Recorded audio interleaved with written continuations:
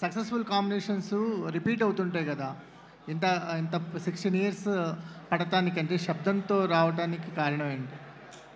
అంటే ఏ time line మేము ఎప్పుడు అనుకోలేదండి. వైశాలి తర్వాత ఒక 3-4 ఇయర్స్ తర్వాత నుంచి మేము కలిసి సినిమా చేయాలని చెప్పి మాట్లాడుకుంటూ ఉండేవాళ్ళం, స్క్రిప్ట్స్ డిస్కస్ చేస్తూ ఉండేవాళ్ళం. బట్ ఇలా కుదిరింది. మరి నెక్స్ట్ సినిమా 100% త్వరగా చేస్తాం. సో అంటే ఒక టెక్నికల్గా మాట్లాడుకుంటే కంజూరింగ్ లాంటి ఒక ఇంటర్నేషనల్ మూవీతో కంపేర్ చేస్తున్నారు. టెక్నికాలిటీస్ గురించి మాట్లాడుకుంటే మీరు క్రియేట్ చేసిన సౌండ్ కానీ, లేకపోతే అట్మాస్ఫియర్ కానీ, మూడ్ కానీ, వీటన్నిటిని ఈ లెవెల్లో తీసుకురావడం అనేది మన బడ్జెట్స్లో చాలా కష్టం. సో ఆ టెక్నికాలిటీస్ మీద ఎంత వర్క్ చేశారు? అవి మాకెంత కొత్త ఎక్స్పీరియన్స్గా మారబోతున్నాయి?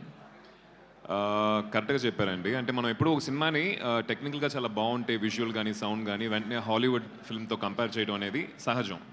నేను చేస్తాను. బట్ మనం మర్చిపోయేది ఏంటంటే వాళ్ళకున్న బడ్జెట్స్ మనకున్న బడ్జెట్స్ నేలకి ఆకాశానికి ఉన్నంత తేడా ఉంటుంది. సో ఈ బడ్జెట్లో వాళ్ళ ఒక క్వాలిటీని మనం రీచ్ అవ్వగలుగుతున్నామంటే that's pure passion, hard work. అది మా టీంకి చాలా చాలా ఉందండి. ఎస్పెషలీ ఆ డైరెక్టర్ అండ్ హిస్ విజన్. ఆ విజన్ని విజువల్గా తీసుకురావాలంటే ఒక మంచి డిఓపి అవసరం. Very hard working young boy. Second film ఆయనకి ఇది.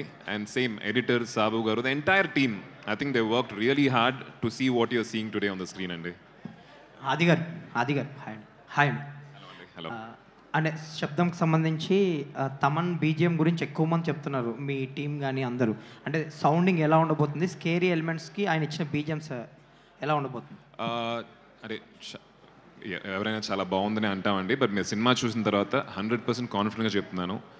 థియేటర్ నుంచి బయటకు వచ్చేటప్పుడు సౌండ్కి ఒక స్పెషల్ మెన్షన్ అనేది మీరు అందరూ అబ్జర్వ్ చేస్తారు, నోటీస్ చేస్తారు, దాన్ని మెన్షన్ కూడా చేస్తారు. దానికి మెయిన్ కారణం వచ్చేసి తమన్ ఆఫ్ కోర్స్. దాని తర్వాత మా ఉదయ్ కుమార్ గారు, సౌండ్ డిజైనర్, అండ్ సచిన్, వీళ్ళందరూ కలిసి నార్మల్గా ఒక ఫిల్మ్కి సౌండ్కి ఒక పని ఉంటుంది కదండి, దాన్ని ఇంటూ 10 టైమ్స్ ఈ సినిమాగా చేశారు. సార్ ఒక విషయం నాకు చెప్పారు.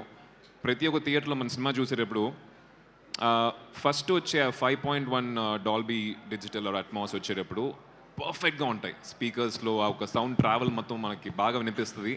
ఆ ఛానల్స్ అన్నీ ఓపెన్ అయి ఉంటాయి. బట్ సినిమా స్టార్ట్ అయిన తర్వాత కొంచెం మెల్లిగా క్లమ్జీ అయిపోతూ ఉంటాయి, అన్నీ మిక్స్ అయిపోతాయి. బట్ ఈ సినిమాలో దాంట్లో ఉన్న అదే క్వాలిటీ, క్లారిటీ, ఛానల్, ఆ ట్రావెల్ అన్నీ వచ్చేసి ఫుల్ ఫిల్మ్కి ఉండాలని చెప్పి స్పెసిఫిక్గా కొంచెం కష్టపడటం జరిగింది. బికాస్ టైటిలే శబ్దం అని కాబట్టి they work really hard on that aspect అండి. అండ్ మీరు అఖండ 2లో మళ్ళీ విలన్గా చేస్తున్నారు. రీసెంట్గా ఒక ఫైట్ కూడా కంపోజ్ చేశారని విన్నాం. మీరు ఎలా ఉండబోతుంది ఆ క్యారెక్టర్, ఆ సినిమా గురించి ఏమైనా చెప్పండి క్రిస్పీ. ఐ థింక్ ఇది చాలా ఎర్లీ అండి అఖండ గురించి మాట్లాడటం. బట్ ఒక స్కెడ్యూల్ అయింది నాకు. Very very nice experience. Boyapati గారు, బాలయ్య గారు కాంబినేషన్ గురించి మనందరికీ తెలుసు. ఒక ఫుల్లీ పవర్ ప్యాక్డ్ ఎనర్జీ ఉంటుంది దాంట్లో. To be part I'm really happy.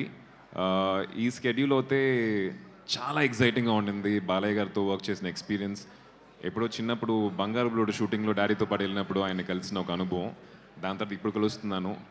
He still very energetic, fun loving, and I think next schedule కోసం నేను ఈగర్గా వెయిట్ చేస్తున్నాను. ఆది గారు భయ్యా, ఒక యంగ్ యాక్టర్గా మీరు ఒక పక్కన హీరోగా చేస్తున్నారు, ఒక పక్కన విలన్గా చేస్తున్నారు, బ్రదర్గా చేస్తుంటారు. ఆ ట్రాన్స్ఫర్మేషను టఫ్ అనిపించట్లేదా? ప్లస్ ఆడియన్స్కి ఎలాంటి ఎక్స్పీరియన్స్ అవుతుంది అది? మీకు హీరోగా మీ రేంజ్ పెంచుకోవడానికి ఇబ్బంది అవ్వట్లేదా? అంటే మనందరికీ వీల్ హ్యావ్ అ పర్స్పెక్టివ్ అండి, మనల్ని ఎలా చూసుకుంటున్నాం అని చెప్పి. నేను ఫస్ట్ నుంచి మృగం కావచ్చు, ఒక విచిత్రం కావచ్చు, ఒకవేళ నేను ఒక హీరోలాగా ప్రొజెక్ట్ చేసుకొని అవే చేయాలి అనుకుంటే నేను ప్రాబబ్లీ అలాంటి సినిమాలు చేసి ఉండేవాడిని కాదు. ఒక యాక్టర్గా డిఫరెంట్ షేడ్స్, డిఫరెంట్ రోల్స్ చేస్తే ఎవ్రీ డే షూటింగ్కి వెళ్ళేప్పుడు ఎగ్జైట్మెంట్ ఉంటుంది. And I'm really enjoying that process. I don't know, ఇప్పుడు ప్రస్తుతం నాకు ఏమనిపిస్తుందో అది చేసేస్తున్నానండి. I think if you're liking it I'm really happy about it. Adi garu sir ఇది వరకు వైశాలి చేశారు, మధ్యలో యూటర్న్లో కొంచెం సూపర్ న్యాచురల్ ఎలిమెంట్స్ ఉంటాయి. అండ్ ఇప్పుడు ఈ సినిమా వచ్చి యాక్చువల్లీ చాలామంది ఈ జనరేషన్ హీరోస్ వాళ్ళందరూ ఏమనుకుంటారంటే ఈ హర్రర్ సినిమాస్ వీటికి చాలా లిమిటెడ్ ఆడియన్స్ ఉంటారు, పెద్దగా ఫ్యామిలీ ఆడియన్స్ పెద్దగా రారు, పిల్లల్ని తీసుకురారు. సో చాలా లిమిటెడ్ ఆడియన్స్ ఉంటారు థియేటర్కి వచ్చేవాళ్ళు. ఎప్రిసియేషన్ వస్తుంది కానీ దానికి తగ్గ బాక్స్ ఆఫీస్ రిజల్ట్ రాదు అని ఒక ఒపీనియన్ ఉంటుంది వీటికి. ఇలాంటి సినిమాలు చేయడానికి మీకు మోటివేషన్ ఏంటి? రీసెంట్గా తమిళనాడులో ఒక సినిమా రిలీజ్ అయిందండి, డిమాంటీ కాలనీ అని చెప్పి. ఆల్మోస్ట్ 80-90 crores షేర్ చేసింది. ఇప్పుడున్న ఆడియన్స్ ఐ థింక్ కాంటెంట్ ఇంట్రెస్టింగ్గా, ఎంగేజింగ్గా వాళ్ళని కనుక ఎంటర్టైన్ చేసిందంటే they will take it where it has to reach అండి. It depends on the film. అలా అనుకుంటే Vaishali horror film, families enjoyed it. As long as human connection ఉంది అంటే దే విల్ 100% ఎంజాయ్ ఇట్ అండి. నాకు అదే నేను ఇందాక మాట్లాడుతున్నప్పుడు చెప్పినట్టు హారర్ అంటే మా ఫ్రెండ్స్ కూడా మీరు చెప్పినట్టు హారర్ ఎందుకు అనే ఒక కామన్ ఒక క్వశ్చన్ వచ్చింది. బట్ ఐ థింక్ సినిమా చూసిన తర్వాత మీకు అర్థం అవుద్ది ఎందుకు ఈ హారర్ అని చెప్పి. మేకింగ్ వాల్యూస్ కావచ్చు, పర్ఫార్మెన్స్ వాల్యూస్ కావచ్చు, ప్లస్ సినిమా చూసేప్పుడు ఇందాక నాని గారు చెప్పినట్టు ఒక చోట ఆయన యూనో కంట్లో నీళ్ళు వచ్చినాయని చెప్పారు. సో ఒక హారర్ ఫిల్మ్ మనం అంత కనెక్ట్ చేస్తుందంటే ఐ థింక్ ఇట్స్ మన జానర్ని మర్చిపోయి ఇట్స్ అ గుడ్ ఫిల్మ్ అని చెప్పి చూడటం మొదలెడతాం. సో జానర్ కమ్స్ నెక్స్ట్ అనే ఒక ఇంటెన్షన్ నాకు సైన్ చేసినప్పుడే ఉండింది. అంటే చాలా పిక్కీగా ఉంటున్నారు, కొంచెం ఎక్కువ కనిపిస్తే బాగుండు అనిపిస్తుంది. లేదు, నాకు కూడా ఎక్కువ సినిమాలు చేయాలనే ఉందండి. ఐ వాంట్ టు అంటే అప్పుడప్పుడు మిమ్మల్ని వచ్చి కలవాలి, క్వశ్చన్స్ ఆన్సర్ చేయాలనేది నాకు చాలా చాలా ఆశగా ఉంది. But I think this year at least ఒక 4-5 ఫిల్మ్స్ రిలీజ్కి ఉన్నాయి. అస్తమానం చూస్తూ ఉంటారు నన్ను. అంటే అఖండ 2లో ఒక క్యారెక్టర్, ఇంపార్టెంట్ క్యారెక్టర్ చేస్తున్నారు మీరు. ఇప్పుడు లాస్ట్ మంత్ ఈ వీక్లో ఎర్లియర్ దిస్ వీక్ చావా అని ఒక సినిమా రిలీజ్ అయ్యి బాలీవుడ్లో మేజర్ పెద్ద హిట్ అయింది. అవునండి. హిందుత్వ మూడ్ అనేది ఒకటి ఉంది కంట్రీ మొత్తంలో. చాలా మంది ఒపీనియన్ ఏంటంటే అఖండ 2లో కూడా ఆబ్వియస్గా ఎలిమెంట్స్ ఎక్కువ ఉంటాయి. So under rated pan India material అని అంటున్నారు, ఎంతవరకు correct? Under rated pan India material ఇప్పుడు అఖండ 2 అనేది under rated pan India material అంటున్నారు, మీ ఒపీనియన్ ఏంటి?